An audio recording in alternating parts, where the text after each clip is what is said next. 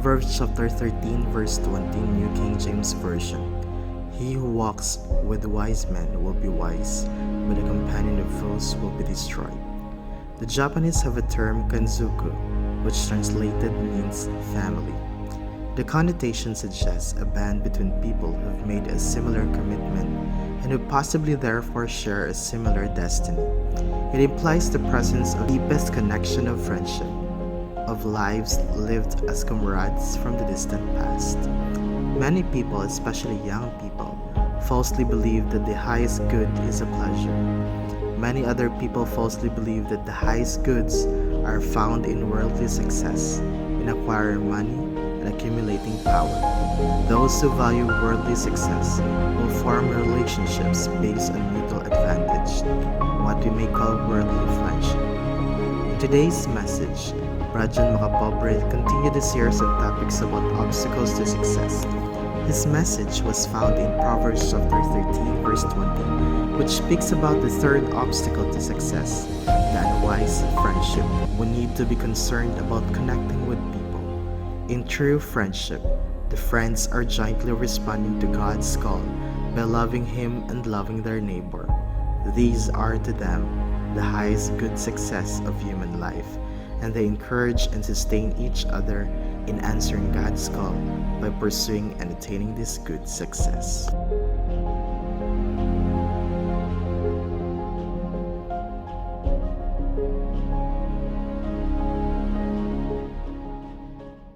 Ano ang qualities sa wise nga mga abyan kag mga kaupdanan?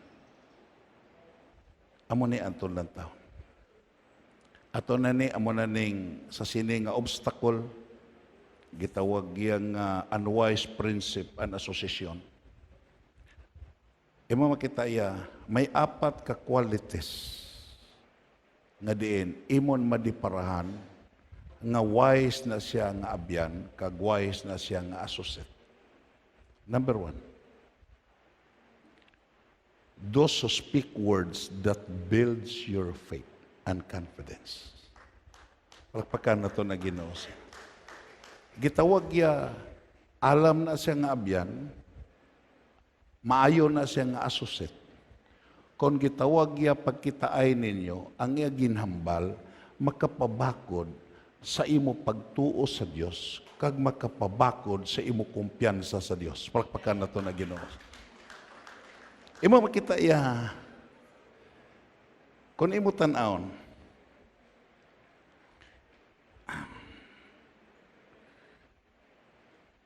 some of your friends will generate incredible creativity and movement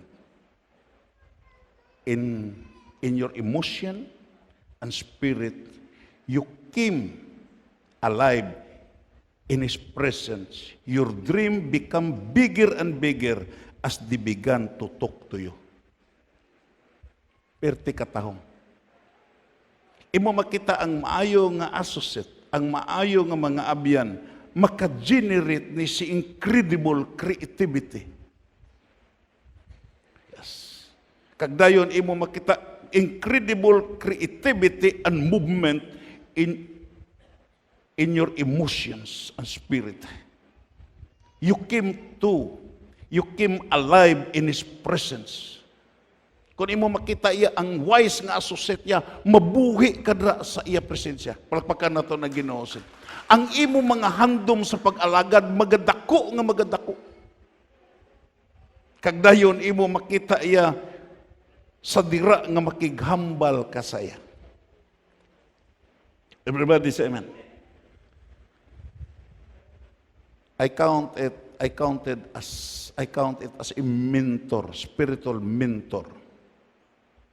Sa pila to kabalik diri ang assistant director sa Living Spring School of Christian Ministry. Kung ara ka sa iya presensya, mabuhi ang nagaluyan nimo nga pag-alagad. Everybody say amen. Imo, hindi ka makakita nga pagkareklamador, pagkakritik, pagkatuksik nga batasan dira siya kinay. Imo makita, pagkitaay na mo ni Reverend Farmilo, your dream in the ministry will become bigger and bigger. Palakpakan na to niya. Magadako ang imo handom sa pag-alagad sa Diyos. And that is one of the qualities of wise friends and associate. Imo makita kung imo tanawon, imo makita amo nang pinaka-importante nga bahin. Because that is considered as healthy relationship. Palakpakan na to na Ginoo. Yes. Ang imo handom sa pag-alagad magadako. Ang imo mga handom nga paghimuon magadako. Tungod kay imo makita iya in His presence, mabuhi ang imo nagakaluya nga pag-alagad. Palakpakan na to na Ginoo. Tungod kay i-build niya ang imo pagtuo kag ang imo kumpiyansa. Amo nang una. Because in relationship, there are two kinds of relationship. Healthy and unhealthy. Everybody say amen. Repeat after me. Healthy or unhealthy. Ang healthy nga relationship, imo makita iya, mabuhi ka. Imo makita iya nga, madugangan ang imo enthusiasm sa pag-alagad sa Ginoo. Pero what is unhealthy relationship? What is unwise friends and associate? Unhealthy relationship drain you emotionally and mentally. Pagkitaay ninyo, magdumbo ang imo, madrin ka emotionally and mentally. Nga, ang imo mabatian reklamo, ang imo mabatian bisan ano na ka puti sa bayo, ang iya tutukan inang pintok sa bayo.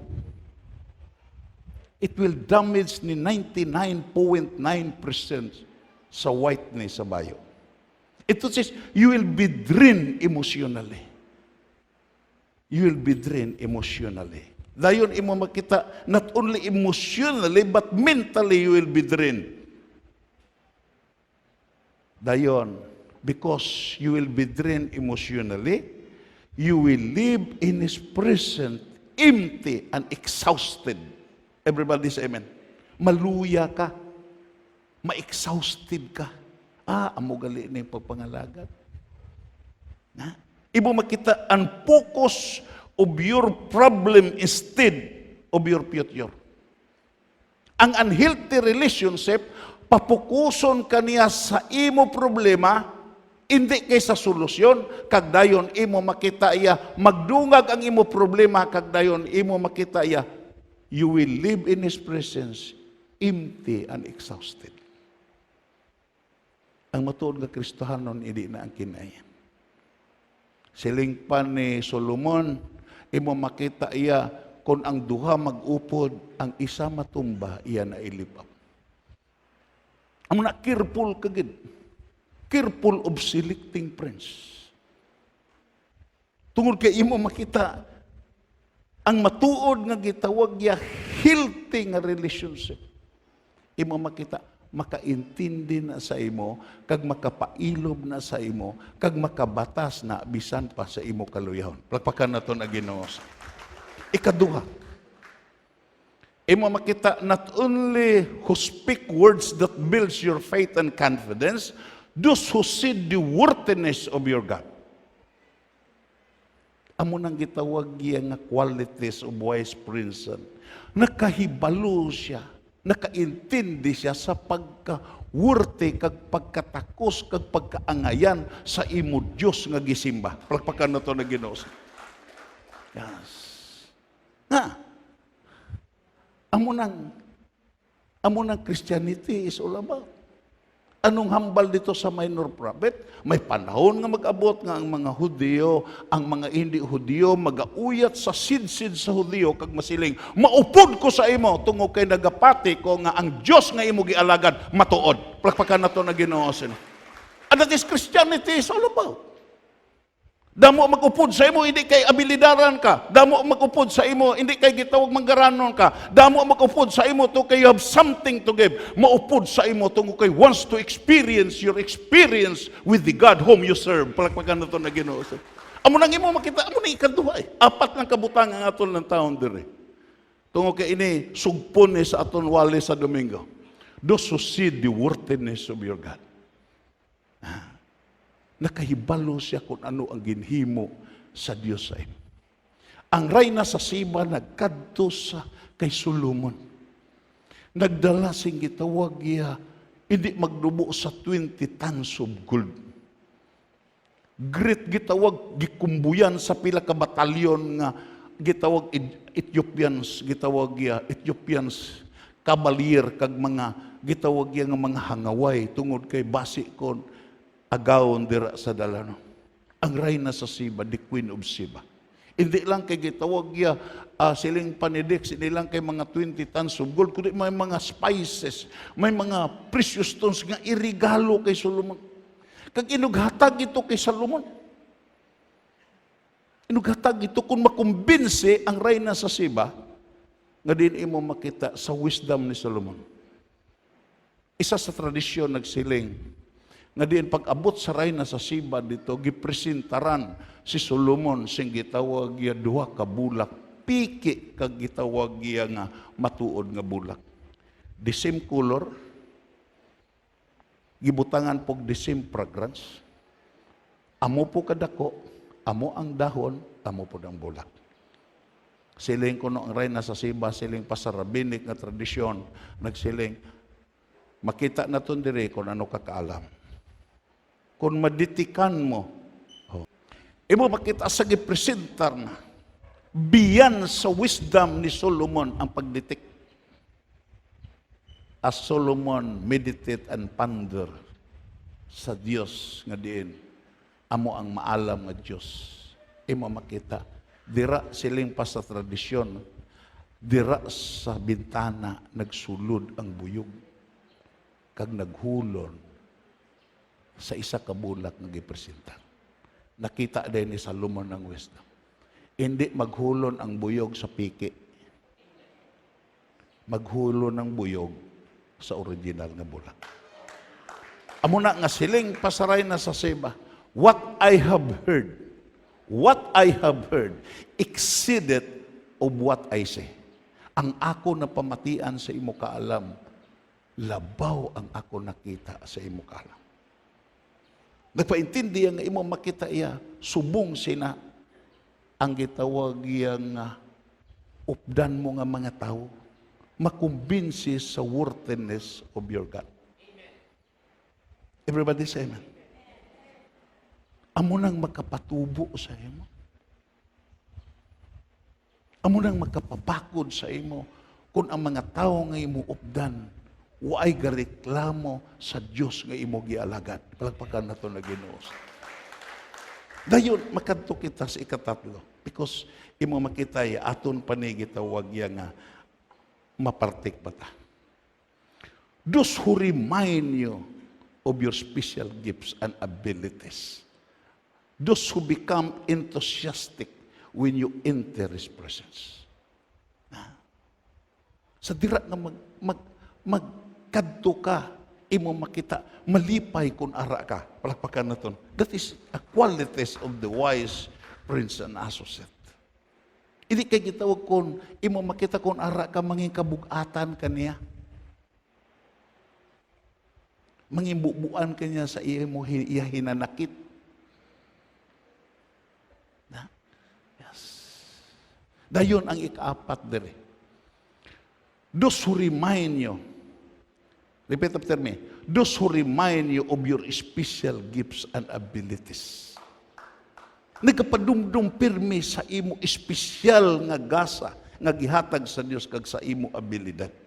Hindi na kinalantikalan mo. Hindi na kinanglan nga imo kumbensihon nga sugiran pa nimo ano ang imo achievement. Siya na mismo ang magpaidug sa imo. Siya na mismo nga mag-encourage sa imo agud nga makalambot ka sa dalagko pa nga mga achievement, sa gifts and abilities nga ginhatag sa imo. Abi mo lang, imo makita tandaan tani. Inabla mga tao nga ga-remind sa imo. One of the homily nga ako nabatian sa isa ka gitawag maalam nga pare. Kag ako nagpati although nga hindi kompleto to nga may kulang, pero may insight siya nga ginhatag. Nga always reminding us. May mga lugar kuno nga bisitahan mo, kag puntahan bago tayo mapatay. Everybody say amen. Mga lugar kuno na nga imo kadtuan nga kinahanglan gid nga kadtuan mo sa antes ka pa mapatay. Everybody say amen. Importante na nga mga butang. We need to visit those places before we die. Kag dayon imo makita, why? Because these places would teach you something about life. Kinanglan, kadtuan mo gini nga mga lugar antes ka mapatay. Tugo kay ini nga mga lugar, gitawag yung magatudlo sa imo sa deeper meaning of what life is all about. Number 1, kadto ka sa prisuhan. Kadto ka sa prison cell. Kung sa Tagalog na, kulungan.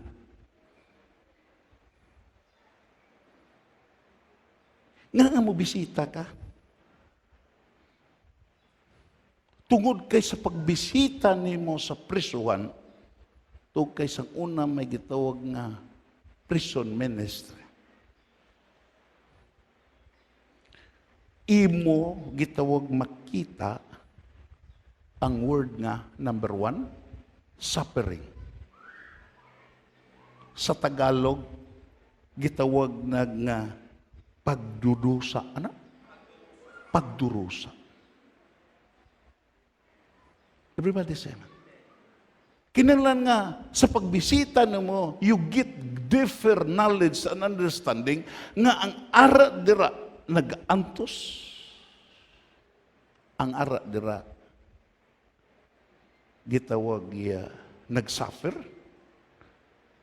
Kag ang ara dira maintindihan mo nga nag-antos sila kag nagdusa sila tungod kay walang kasalanan na walang kaparusahan. Everybody say amen. Repeat after me. I would like to gitawag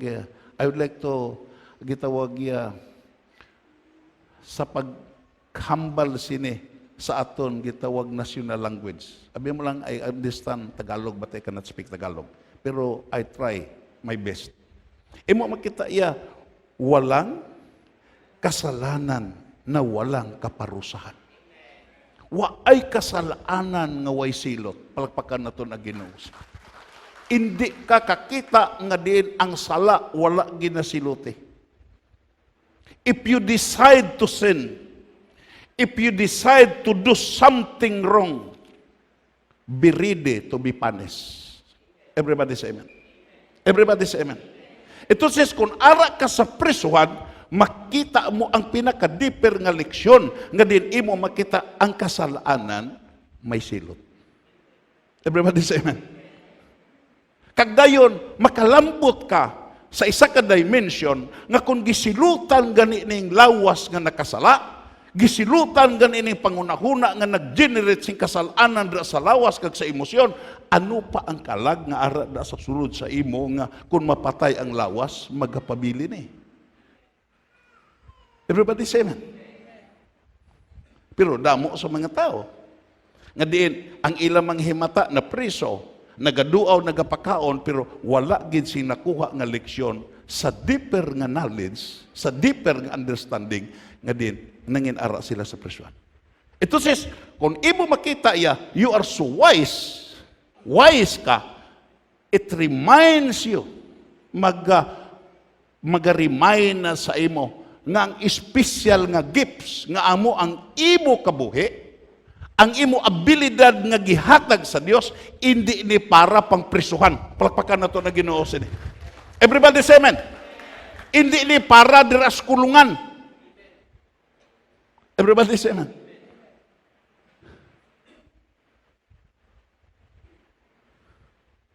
Be ready to be punished. Yes. Amo na nga tandaan tagay. Ano ning ikaduha nga lugar na kinahanglan bisitahan mo?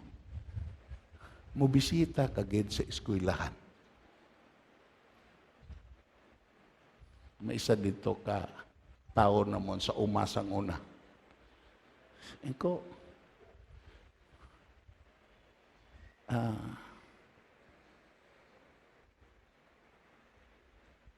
kabalo ka magpirma?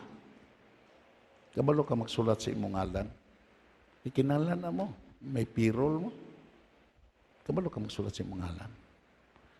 Isa hindi. Iko, way gali ka kaagi sa eskwelahan.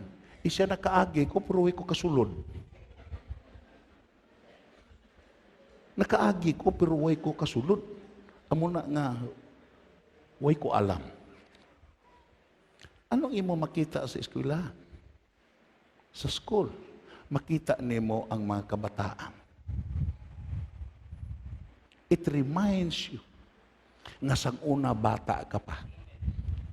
Everybody say amen. Nag-remind sa imo nga sang una bata ka pa. Kakaroon hindi ka na bata. Gani hindi ka na magkabuhi nga binata. Palakpakan na to na Ginoo.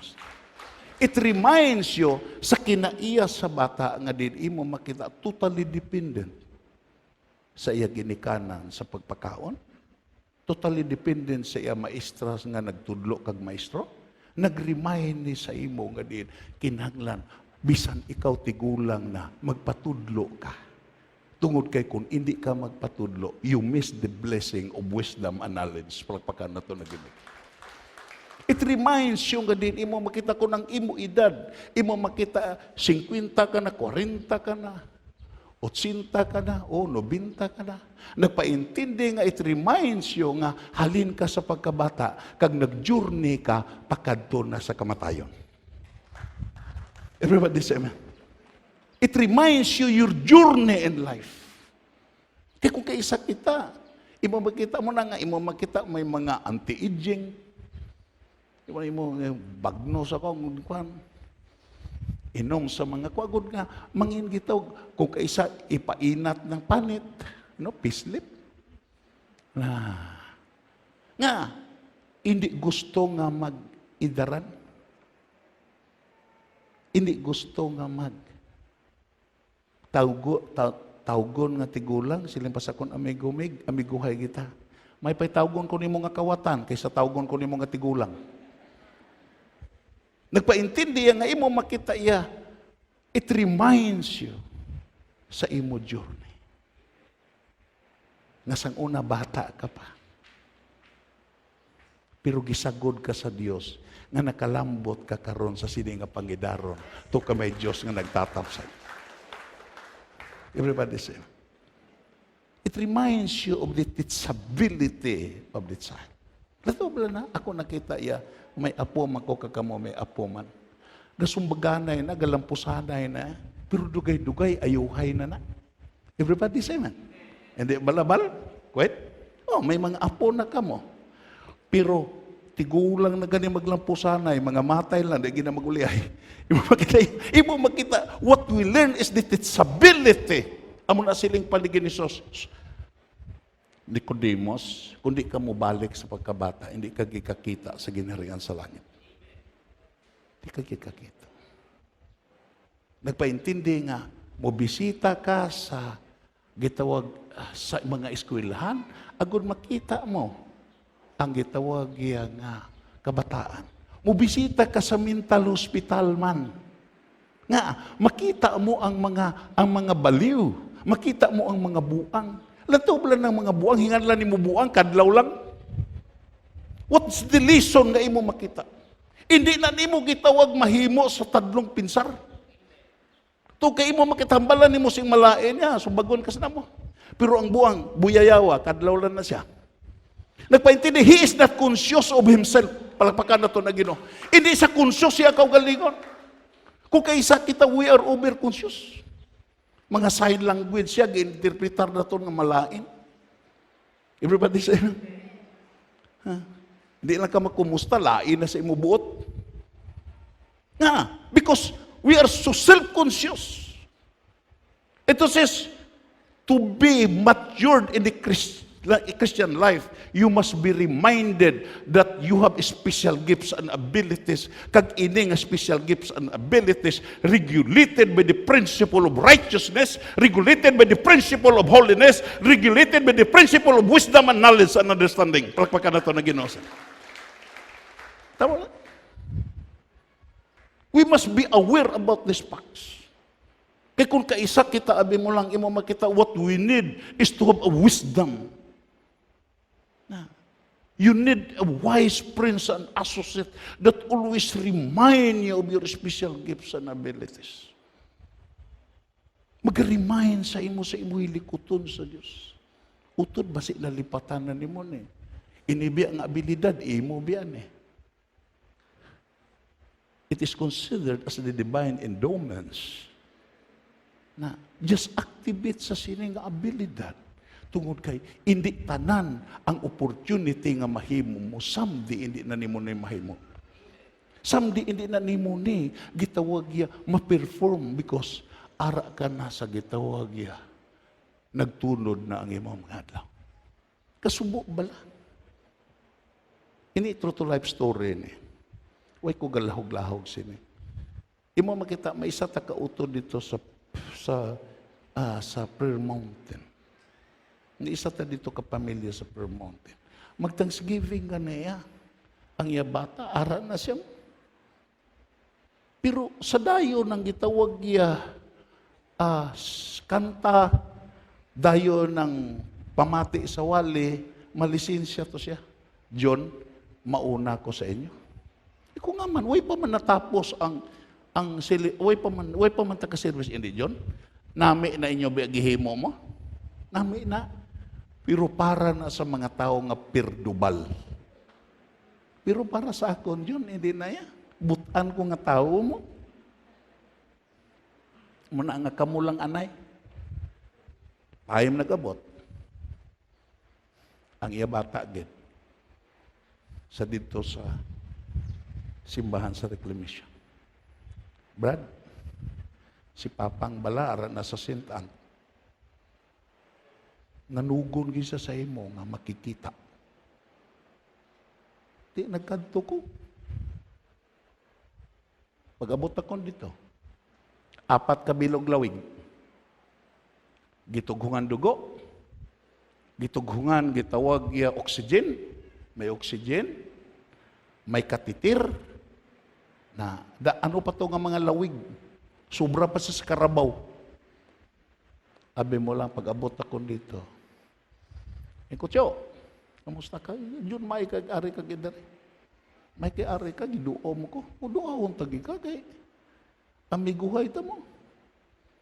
Sikbita duta dito sa bukid. Ko, mga muyo ta. Sige Jun. Pangamuyo Jun. Yo, antes ta magbasa antes ta mangamuyo, basa tas Biblia. Sige Jun, basahi ko Jun. Katahom bala sa response. Katahom sa response. Kabutan. Pero kung kaisa ulihin ang tanan. Amo na nga, ang ikatatlo nga bisitahan mo, hospital. Palagpakan na ito na Ginoo. Nga, sa hospital ya, makita mo ang sinsiro nga pangamuyo. Everybody say amen. Honest nga pangamuyo. Nakita ko dito sa hospital nga din, honest na ang iya pagpangamuyo. Kag ako nagabisita ko sa hospital, inang mga nagamasakit, nga din ara na sa seryoso nga masakit, waay na nagalahog-lahog pagpangamuyo. Waay na nagakadlaw-kadlaw, may luha na nga gapangabay sa Dios nga pamatian kag magayo. Ito si ano ang imo leksyon nga ma-learn sa ikatatlong nga lugar nga bisitahan mo antes ka mapatay. Nga diin, sa hindi ka pa mag-abot sa hospital, sinsiruha ang imo pagpangamuyo. Palakpakan na ton. Hindi pagbinuangi ang imo pagpangamuyo. Mga muyo kasing tuod-tuod, kaangay sa mga tao nga nag-anto sa hospital sa ilabalatian, nga nagapangabay sa Dios, nga proteksyonan sa Dios, kag ayuhon sa Dios. Everybody say amen. Kagang ikaapat, di ka magbisita. Bisitahan mo sementeryo. Na, dito ka pakadto. Everybody say amen. Dito ka pakadto. Si Ginisos siya nga ang imo makita ang iya paghibi. Ang paghibi ni Ginisos, hindi ito para siya kugalingon. Para to sa aton nga makaintindi, agod nga kung makaintindi ta sa matudtuod nga kabuhi, maintindihan ta nga hindi ta mahadlok sa kamatayon, tungo kay ining isa nga diin, aton nagsimbolo sa aton pagakaunon karon nga tinapay, kag nagsimbolo sa aton pagaimnon nga dugo, napatay ni siya, gilubong ni siya, nabanhaw ni siya, kag ang iya lulubngan, way sulod. Palakpakan na to na Ginoo. Kag someday it is a great encouragement as Christian who formed an attachment to the personality of the Son of God, nga diin masugot ka kag sa hindi panahon sa pagbalik sa Ginoo, ang lulubngan mo bisan nanon na kag gitaw ka konkreto, mabungkag na kag magkayab ka, kag maupod ka sa Dios sa wala sing katapusan. Ano nga balik ni Dios? Hindi malisang ang inyo tagipusoon. Magpati ka mo sa Dios, kag magpati ka mo sa akon. Sa balay sa akon amay may madamo nga hulot. Mauna ko dito, amo na nga way unod ang lulubngan, kag dayon andamon ko ang para sa inyo nga hulot, kag dayon mabalik ko diri, kag dalon ko kamo agod nga diin ako, adto man kamo. Palakpakan na to na. Dalayaw ng Diyos. Dalayaw ng Diyos. Amo na, you must be wise to choose friends and associates. Just treasure relationship. Because relationship, you can gain something out of nothing. Muna nga, sa mag-aambit ka karon, remind na imo ko galing. Sa apat ka lugar nga imo kadtuan before ka mapatay. Remind na. Because if you are wise, it will activate, it will give you understanding and spiritual insight, the special gifts of life, and the abilities nga gihatag sa imo sa Ginoo. Palakpakan na to na Ginoo.